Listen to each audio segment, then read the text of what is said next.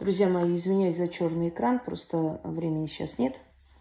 Поэтому я снимаю так на ходу между делами. Зена, иди туда, садись. Давай, не мешай мне.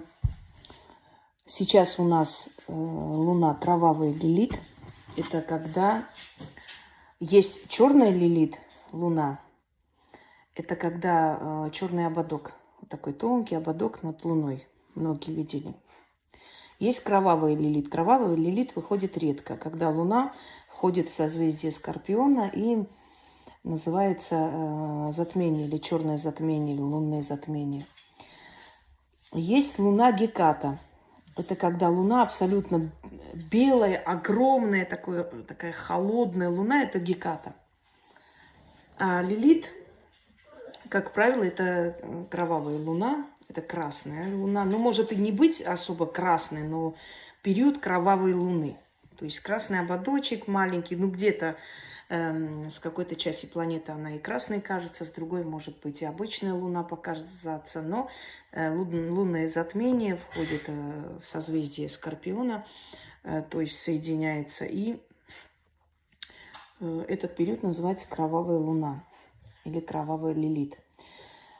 Друзья мои, в этот период усиливаются страсти, семейные скандалы, новые знакомства, но для страсти и секса. То есть не рассчитывайте, если вы вот в эти лунные дни познакомитесь с кем-либо, что у вас будет что-то серьезное. Это в основном для страсти. Это именно страсть, это именно вот это вот состояние желания такого звериного, не более того. В этот период увеличиваются скандалы, головные боли. С давлением у кого проблем, будьте осторожны, гипертоники. Далее, в этот период особо путешествия никакие не планируйте. Ночные поездки уменьшайте или лучше отменяйте, если возможно. И детей далеко от дома не отпускайте. Это период разгула всякой нечисти, это душевнобольных людей, это маниакальными наклонностями людей разгул. В этот период очень много, к сожалению, убийств и смертей. Вот 6-7 дней так будет, пока влияние этой кровавой луны окончательно не уйдет. Невзирая на то, что луна, естественно, меняет уже, с круглого становится уже убыльной потихоньку. Но вот этот период должен быть. Поэтому имейте в виду и избегайте особых разговоров серьезных, покупок в это время. Могут обмануть, могут в цене обмануть, можете купить не то, что хотели. Вот неделю просто вот ведите умеренный образ жизни. И не удивляйтесь, если дома будет плохое самочувствие, плохие сны, мертвые начнут сниться, предупреждающие сны.